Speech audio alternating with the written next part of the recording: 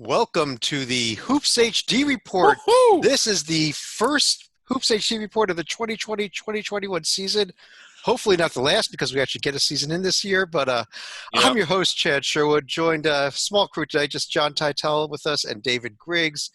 It is the eve of the season. It is Tuesday, November 24th, and we want to do a little bit of a preview of what's coming up for this week. I think that's why David insisted that we do a show, even though the rest of us would rather be, I don't know, Yeah. supporting a rock or something. It seems like we go through this every year. Well, normally we do like a Hoops HD report before the season. At least I think we do.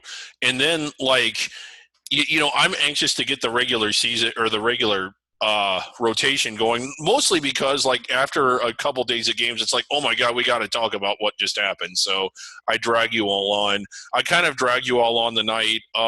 One of the reasons, I'll be kind of honest, when you do show after show after show, week after week after week, you don't really remember the specific shows. You might remember something that happened or something someone said, but everything kind of runs together. Unless you're Stalika, he remembers precisely when everything was done.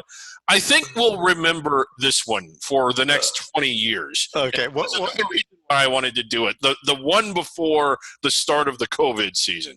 Yeah, So, and this is going to be – yeah, this is going to be a season unlike anything else. What we want to do is take a quick look at some of the stuff that we think is going to be coming ahead this week. But I want to start with kind of just more of a general question to both of you is, how do we see this season playing out? We've already seen just the games that are scheduled for tomorrow, cancellations, rescheduling.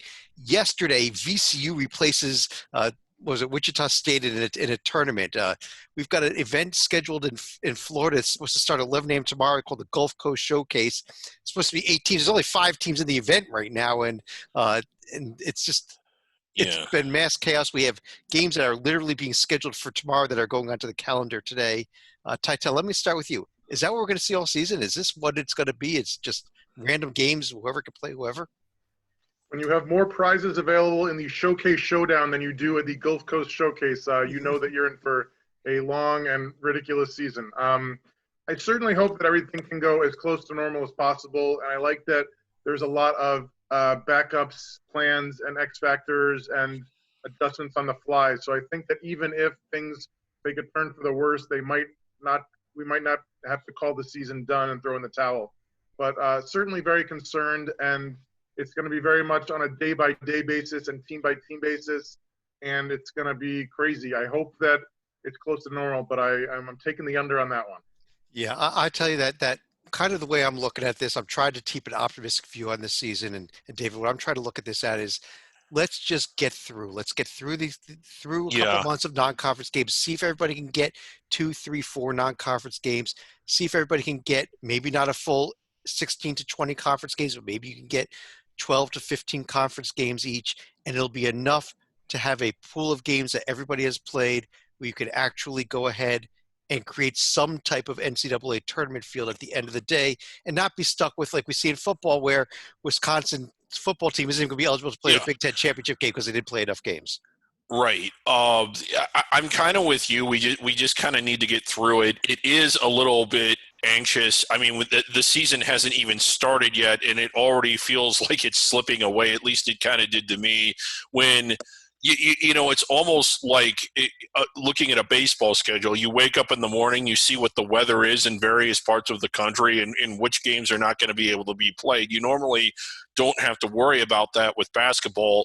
Nothing like this has ever happened. And the thing about basketball, men's and women's basketball, but especially men's basketball, and similar to football, is for a lot of other college sports, volleyball, baseball, especially baseball and softball, you sort of call up a school and just agree to play. With basketball, with television and with tickets, and with it being a revenue sport, there's often contracts involved besides just the normal handshake agreement. And sometimes it feels like it takes an act of Congress to put a schedule together from year to year to year. And all of a sudden, all of that is out the window. Like what takes weeks and months to negotiate is being negotiated literally within hours, a day in advance, because there's really just no other choice. It's either do it that way or not play at all. So, it's just really crazy. Like instead of getting ready for the slate of games that you have known about for weeks or months now. You're not even, you don't even know what your slate of games is going to be, or if you're going to have one. I mean, it's just sort of total chaos right now.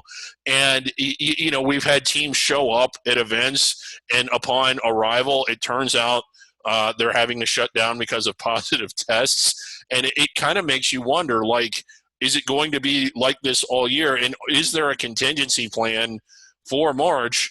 If that happens during the NCAA tournament, a team makes the tournament, they show up in Indianapolis, and they've got to shut down for some time. And how do we play that? I don't know what's going to happen. I realize that you wanted to spend the top of this show talking about what we think was going to happen. I have no freaking clue. Well, I really don't. I got to tell you that with all the news of cancellations and teams being shut down that we've been hearing, if you're following on Twitter, there's been tons of stuff going on. Still, technically, I ran through this a couple hours ago. I ran through tomorrow's schedule, the Wednesday schedule. I still have 119 games scheduled to be played tomorrow that involve at least one D1 team, if not two. That's a ton of games still. So there are, and I think that's good news. That's not like we're losing 50% of the game. We're losing probably about 18 to 19% of the games, but then gaining games back as two teams that were not shut down. On the other half of shutdowns are finding ways to play each other. So I think that is good news in terms of trying to get something done here. And there's going to be a ton of basketball to watch tomorrow. So we have good news. I think there is some of it out there. Yeah. What I want to do now, though, is I want to actually pull up on the screen here from our Hoops HD website. If you scroll right up top there, you'll see a tab there that says In-Season Tournaments.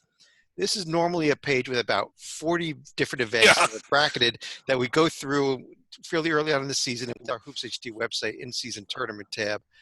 There's 7 of them this year, and I think we'll go through all of them right now because the majority of them are going to be played this week if they get played at all. Right. These games may get canceled. They may not happen at all. I'm going to start really quickly with the Gulf Coast Showcase, which I mentioned already. Still technically on. Akron, East Carolina, Indiana State, all with the question marks. Like I said, they've all pulled out of the event already. So It's looking like it's going to be a round-robin event involving the other 5 teams in some format, and it's not going to be bracketed. So we can kind of skip right by that. But Taitel, let's talk about the Crossover Classic, which had the late replacement of VCU replacing Wichita State, but we do have 4 matchups that, as far as I know, are set to go tomorrow. Memphis St. Mary's, Western Kentucky, Northern Iowa, West Virginia, South Dakota State, Utah State, VCU. This is another one I wish we could have seen last year with Sam Merrill on Utah State and James Wiseman and Memphis' season debut before he got suspended 3 games in. St. Mary's had Jordan Ford. That being said, I keep hearing a lot of good talk about West Virginia. I saw Bob Huggins get interviewed yesterday, and he seemed mildly enthused. They asked him, like, what's going to be different about this year? He's like, we have some outside shooting this year for the first time in a while. So I think that it's the Mountaineers tournament to lose. I'll tell you what, though, David, we discussed last night in the Under the Radar how high I am on the South Dakota State team, how high I am on this Western Kentucky team, how high I am on this Northern Iowa team. This is other than VCU, I could see 7 out of 8 teams winning this thing, couldn't you? Yes, and again, this is a huge opportunity for all 3 of those teams. And I want to congratulate you, Chad. Well, I don't want to congratulate you, but I have to congratulate you. For years and years and years, you and I, big proponents of the Under the Radar teams, and while we were disappointed that they couldn't always get the types of games that we wanted, one of the things that always perplexed us was, well, why don't more of these top teams work on scheduling each other, and then at least they get a good quality game against each other? Well, Chad, like, your work has paid off. They have agreed to come to this event. Western Kentucky, Northern Iowa, South Dakota State, 3 likely tournament teams there. None of whom were supposed to even be in this event. They were all substitution teams. Yeah. But yeah, I think it's going to be an interesting event. It's going to be 3 rounds, and we should have a champion crowned actually Friday afternoon. The championship is the first game there. Yeah, but I'm with you. With the exception of VCU, this is a pretty wide open event. Are you with Taitel, though, on West Virginia winning this? I kind of am. They are. No, but I got to put an asterisk by this. It wouldn't surprise me if South Dakota State beat West Virginia tomorrow. This is a really good South Dakota State team. It wouldn't surprise me, honestly, if Western Kentucky or Memphis won this event. I think it's going to be a fun event, actually. Yeah, assuming it gets played. Yeah, right. Assuming it gets played. Another event tipping off tomorrow night. This is on CBS Sports Network, the Space Coast Challenge title. We got Liberty, Purdue, Clemson, and Mississippi State. Is this going to be a competitive event or no? I think it's going to be even better than the Space Force itself. Okay. What I'm actually looking forward to most is the Thursday games. I don't care if Clemson and Purdue are in the championship game of the third place. I just hope they end up meeting just to see the unstoppable force of Amir Sims, Clemson's senior power forward, against the immovable object of Purdue's junior power forward, Travion Williams. A couple of big boys battling head-to-head would be fantastic. Thanksgiving feast-worthy basketball. Yeah, I'm going to take Purdue to win this event, though. I think they're quite a bit better than everybody else. David, the 2K Empire Classic also starts tomorrow night. A revised field now. It is Arizona State. Baylor's out of the field. They're playing Rhode Island. Boston College and Villanova. I think we're clearly heading to a fascinating Arizona State-Villanova championship game, though. Yeah, probably. I mean, unless Rhodey steps up and does something incredible. But, yeah, it's probably going to be Villanova, Arizona State. Oh, my God, what a game Baylor, Arizona State would have been. I mean, I don't know what the earliest two top three teams have met, but that would have – what am I saying? We're 2 weeks late as it is. Titel, you got a pick in this thing? I will also have them as a pick for my final four later on. Spoiler, but I got Villanova. Even if ASU does have one of the best backcourts in the nation, I think Villanova can match them. And ironically, the best guard in the whole tournament might be Fats Russell at Rhode Island. I think that's right. I think you got a real interesting, fun matchup between Fats Russell and Remy Martin there in that first game too. I think that's could make it fun. Although I think Arizona State's just a lot better team than Rhode Island. Okay, Chad. We've got like confusion here. No, we don't. Believe it or not, Liberty is playing in 2 bracketed events. That's Look at the confusing. Hall of Fame Classic. Is that not confusing? They are playing Wednesday and Thursday in the Space Coast Challenge, and then they're going right from there to Kansas City to play in the 4-team bracketed Hall of Fame Classic, where they play South Carolina and TCU will be playing Tulsa. David, this is the kind of schedule Liberty needed last year. You got a pick in this thing, David? Let me see. Who's it? I've lost South Carolina. Really? I really like the South Carolina team. As I said during the SEC preview show. So I could see TCU winning this. Titel? I'm just there for the coaches. I want to see David's favorite matchup of Frank Haith and Angry Frank head to head. Yeah. That would be a great final. South Carolina, Tulsa. Yeah. 2 of our favorite Franks head to head. Angry Frank. Yes. Well, we will be doing a Hoops HD report coming up on Monday night. We'll have a chance to talk about these games again. I do want to quickly hit on the last two bracketed events that are scheduled for next week. Odds are, we haven't heard much about these. These events are probably going to fall apart. We're going to have lots of different teams that actually play in them. Yeah. But for now, the Maui Invitational, located in Asheville, North Carolina, it's going to be. It's actually got some pretty good teams here. Titel, let me start with you on this one. You got Providence, you got North Carolina, you got UNLV, you got Stanford here, you got Texas. So this is a couple of things. Number one, if this was played anytime after November, I think I would go with the Tar Heels, but I think they just have way too many freshmen to get it done, even in their home state early on. The other X factor is the location of Davidson, who can take a bus to this game. Everybody else is flying. If Stanford has better talent than Davidson, but they're flying across the country to play Davidson, if they end up playing them in the consolation game or the third place game, I think that the home state advantage might come in handy for Davidson. I don't know. Is Alabama busing or driving? That's not that bad of tough too. Yeah, Alabama's probably they're probably chartering a flight. It's Alabama, sure. But really interesting. Like Alabama and Stanford are 2 teams that I think we were kind of expecting to be breakout teams or dark horse teams. So it's always fun to see them matched up right out of the gate, assuming that it gets played. And Texas, the storyline there is this the year Shaka finally has a top 25 caliber team that could not just make the NCAA tournament, but be positioned to do well in it. Or will they lose to Davidson? You could see it go either way. Exactly. Right. Yeah. David, let me stick with you. The final event, it's the last of the events in the Bubbleville there in the Mohegan Sun. It is the Legends Classic where BYU, USC, UConn, Vanderbilt. I'm looking at BYU, UConn, a very interesting championship game, which could be one of BYU's best chances to get a quality non-conference win this season. Yeah, and I think USC, while not solidly inside the bubble, is going to be quality at least to some degree. So I kind of like this I like this BYU team, but I really like this UConn team. I like how they were playing at the end of last season, and with all the pieces they got back, I think this is kind of the year they're back to being the UConn we're used to. And Vanderbilt is sort Plays of the basketball. opposite of that, the complete opposite of that. Tytel, you got a pick in this event? I will go with the BYU USC winner, but the game itself is going to be, I think, the best game of the tournament. You got USC's stud freshman Evan Mobley in one of his first, if not his very first college games against possibly the tallest human being he's ever had to face in 7'3" Matt Harms. So you get the freshman in the debut against the senior grad transfer. I think it's going to be a fascinating matchup of legit big men. And again, with these two events, especially these two events for next week, the Maui and the Legends, we'll cross our fingers that these are the events, that these events even happen, first of all, and second of all, that these are even the matchups. Would not be shocked if you see more of these teams drop out and somebody else like VCU did in the crossover classic come in at the last minute. But on the note, let me go ahead and pull that down here. I want to go over a few other games that are, I'm not going to have a here on the screen, but these are a few other games just I wrote down of note that are scheduled over the course of between today and Sunday. First of all, starting off here on Wednesday night, 7 o'clock p.m., kind of interesting. Cal and Oregon State have just agreed to play a non-conference game against each other, despite being in the same conference. I don't know if we're necessarily talking about anything high level with Cal and Oregon State. I think a little more interesting is there's a 9 p.m. game, David.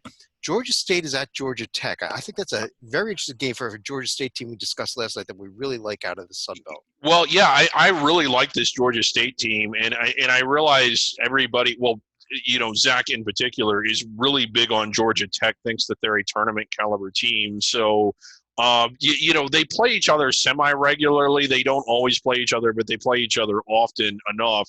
And this is probably, the best game between the two that I can remember when they have been playing each other. You just really wish it could be in front of fans, but it's a big opportunity for both of them. This is a decent Georgia State team. It would be sort of a litmus test for Georgia Tech, but it's like, well, we can beat, we can beat a fairly, at least top level Sun Belt team. And for Georgia State, it's a chance to get a statement win as well. So that's going to be a fun one. Yeah, Tytel, the game of the night outside of bracket events is the late game tomorrow night, UCLA and San Diego State. So this is kind of a COVID special game for me in that if Viejas Arena was packed with like 15,000 fans going berserk, I think the Aztecs win by double digits. It's going to be eerily silent, and even though I'm not high on UCLA, a lot of other smart people are, so I think the Bruins pull off the win here. All right. David, coming up on Thursday, a noon game that intrigues me. Bradley is at Xavier. This is a Xavier team that might be a little bit down, and the Bradley is a two-time defending Missouri Valley Conference champion. Yeah, they are. Largely because they've played well in the conference tournament, not so much that they've been dominating that league by any stretch of the imagination.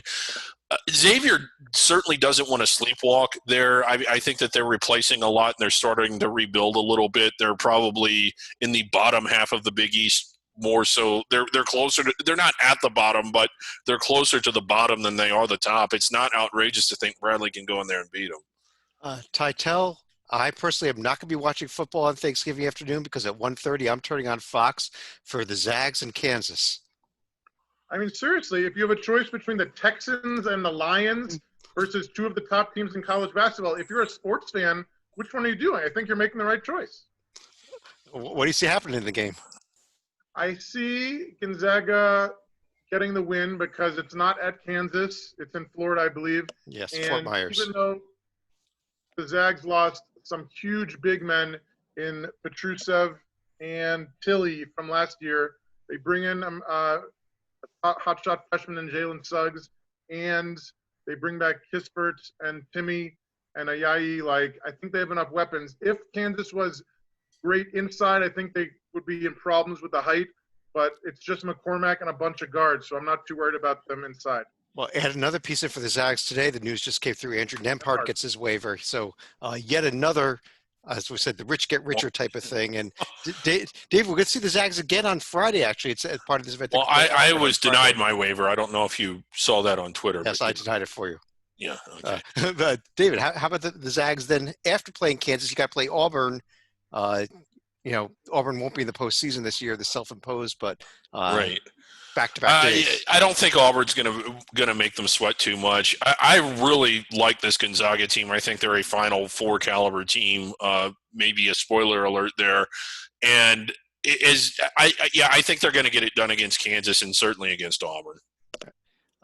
Titel, one of the games that stuck out for me on Saturday, Michigan State and Notre Dame. If you haven't seen Notre Dame's schedule, I'm going to read it to you because it is simply ridiculous. They have 8 games in the rest of 2020 scheduled. 7 of them are Michigan State, Ohio State, Kentucky, Duke, Purdue, Syracuse, and Virginia. I don't know how they're going to come close to winning half of those games, much less any. I don't think they have enough balance, and I think Michigan State's going to win big. Okay. Okay, Chad, you can do this if you want to, because the reason this is so ridiculous, in the time that Mike Bray has been there, go to Warren Nolan's site and pull up Notre Dame's schedule from virtually any year, and you'll notice it oftentimes does not look anything like that. Well, this is a team that goes to the bakery. I kind of like it in this season because if you lose 3 or 4 games, you still get 3 or 4 quality opponents, as opposed to if you scheduled 2 or 3 quality games at bakery this year, you may just get the bakery. Well, yeah, that's the thing. It's like I like that kind of scheduling, and maybe not that heavy. I mean, that is Long Beach state level, but like – I mean, why? I don't understand. Like, of all of the things that COVID, it's turned the world upside down. We're in masks. We can't have Thanksgiving. And Notre Dame is playing that kind of out-of-conference schedule. I mean, it's just remarkable what's happening right now. I'll tell you that one other game I want to focus in on Sunday 5 o'clock, Titel, Houston and Texas Tech. And I believe it's a neutral site game down there in Texas, but fascinating games. Your 2 teams that I'm looking forward to this year. Yeah, that's going to be a fun one. Then, and your name's not Titel, but go ahead. Oh, sorry. I thought you said, yeah. And we look alike. No, I think it is. I think it has game of the weekend potential. Texas Tech has this whole new lineup with hotshot freshmen like Namari Burnett, transfers like Mac McClung from Georgetown. Houston brings back most of their team from last year. Caleb Mills is on the all preseason team in the American. So, yeah, I think that it's great that it's neutral site in Texas because it's easy geographically. And, yeah, I think it has game of the weekend potential. David, you on your thoughts on this one? I cut you off kind of just to echo what he said. Okay. You didn't. I interrupted Tidell. But, like, I like both these teams. I think they're both, in the top half of the bracket, maybe even pushing protected seed. The other night I talked about how good I thought Houston was and how I thought they'd be high in the rankings by the end of the year just because I think they'll dominate the American. But, yeah, this is a fun one. Another one where you wish the fans could be there. Yeah, I mean, there are some other games that will be – I'm sure there'll be some upsets over the weekend. I'm sure there'll be some crazy games, and there's probably 1 or 2 pretty good games that I missed as well. I, didn't It'll be canceled. But whatever. On that note, though, what we normally do actually right before the start of the season, we normally do a preseason bracketology show where we give a preseason bracket. We didn't do that this year for a number of factors, COVID being one of them, some other issues that also slowed down some of our podcasts this off season. So there are a couple of them on the site. I know Stalika posted a bracket on the site. I think that our good friend Rocco Miller from Bracketier.org is going to be posting one that we're going to put up on our site as well. So if you want to take a look at some preseason previews of potential brackets, you can take a look at the site for that. But what we always do in the end of that show is I ask each of our panelists to give us their prediction for the Final Four for the season and their national champion. There's only 3 of us, but let's go ahead and do it anyhow. I'll start with myself this time. And what? I'm going to do something that I never do. I love to pick teams that are, down, that are not predicted to be way up there, that are that may not be that great this season, heading in, but I like to go with like a bit of a Cinderella pick when I try to put together a preseason Final Four. I'm going totally chalk this season. I'm going to go flat out Gonzaga, Villanova, Baylor, Virginia is my Final Four, with Gonzaga cutting down the nets. I think it's that type of season, just because why not? Yeah. Tytel, what do you think? I like half of that. I think Okay. the Zags are everybody's pick for maybe one of the Final Four, and I like Villanova as well. Baylor, they've just had a couple things recently with COVID and people retiring, so I'm not sold on them. And Virginia is a very solid pick. I was really close to picking them, but I didn't. So in addition to Gonzaga and Villanova, I need two others. I'm going Iowa, which I know is a long shot because they never, ever, ever do good in the tournament. But I believe in Luka Garza and my Penn Quaker, Fran McCaffrey, and they bring back Lees Camp and Bohannon. So I think that they have a lot of pieces there. Additionally, for my fourth one, I hate it because the coach, I think, just caught COVID. But if Rick Barnes can get healthy, I think he's a great mix of freshmen that he recruited, arguably his best recruiting class ever, with the seniors like Fulkerson and Pons. So I have Tennessee as my fourth team. As far as who wins it all, I don't believe in Gonzaga only because, like I said, they lost Philly and Petrusev. And while Few is great in the regular season, he said a couple too many trip-ups in the tournament that I've seen in the past. Maybe this is his year to do it, but I really think Jay Wright's going to win another title this year. Yet another one for Nova. Boring. We see that every year, don't we? Yeah. Okay. Before I tell you about the Final Four pick, Chad, you said something really interesting, and that's that what is it that we see every year? Typically, we've already seen it by now when the season starts, when it's supposed to, and it's that team that starts off outside the rankings that isn't predicted to really do much in their conference, that does well in one of these preseason tournaments or gets a couple of big wins, and then suddenly they're into the national spotlight, and they're a big story for the rest of the year. You may recall last year Dayton was not ranked going into the season. Now, I don't know if we'll see anybody quite like that this year, but we kind of see that a lot. For me, one of those teams is going to be South Carolina. I think they're going to be a team that that is in the rankings and on Wait, you're putting South Carolina in the Final Four? No, they're my they're my team. Okay. No, because I didn't have to be the NCAA tournament, so I was very impressed with that pick. That was a hell of a pick. No, but I think that they're the team that's going to be kind of nationally relevant. Okay. That no one's really talking about now, or one of them. My Final Four, I'm going three. I'm going 75% chalk. I love this Gonzaga team. I like Baylor. I realize that there's a lot of uncertainties there with COVID, but I still think that they're going to be there at the end of the year. I really like Villanova. And my fourth team is, while they're in the national spotlight a little bit, I don't think they're on anyone's Final Four radar. This one is going to be a team that, much like South Carolina when they made the Final Four and some other teams that got there that were never, ever, ever expected to get that far. They were pretty good last year. They had some really big wins. They went on the road and played tough in some of the toughest environments.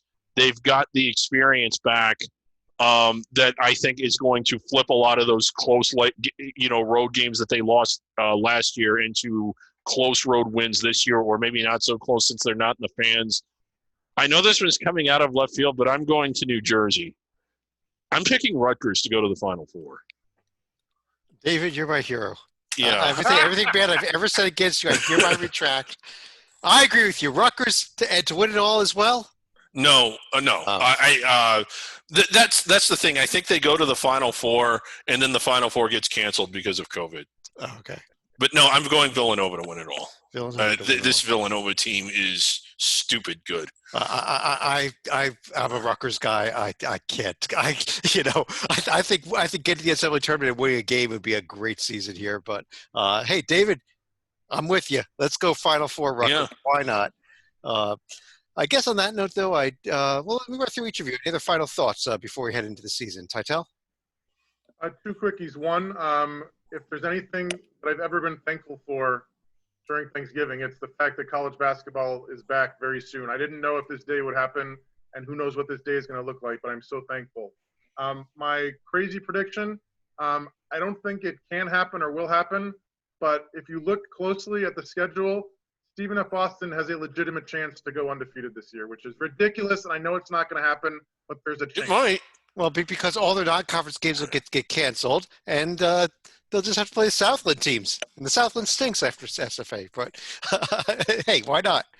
We may end up with multiple undefeated teams, actually, if everyone's playing 15, 18 games. It's I mean, I'm pretty sure that Penn isn't going to lose any games either this year. But David, final thoughts? Yeah.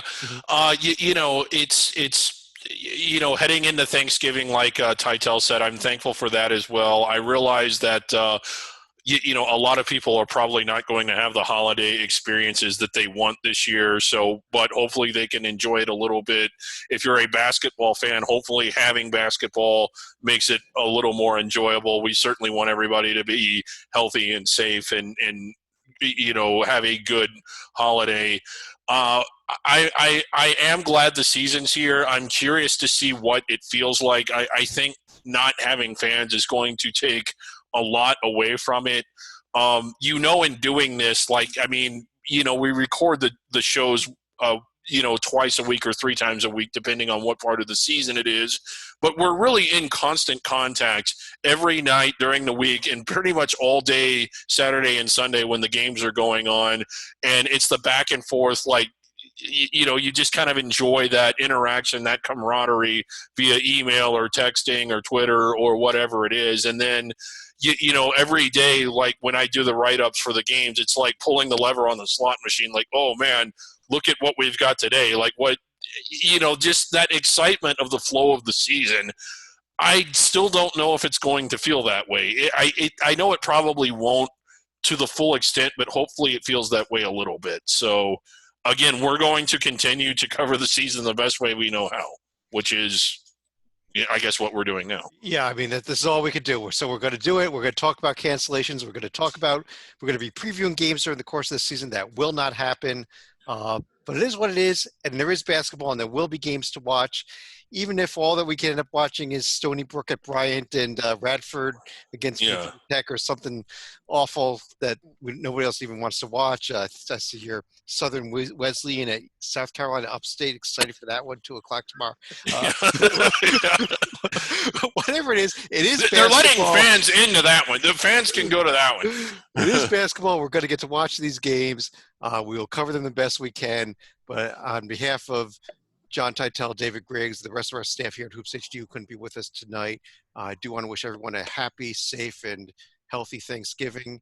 And we will talk to you again next week. I think we'll be coming to you Monday night with our Hoops HD report. But I'm Chad Sherwood. Thanks for joining us. We'll talk to you again real soon.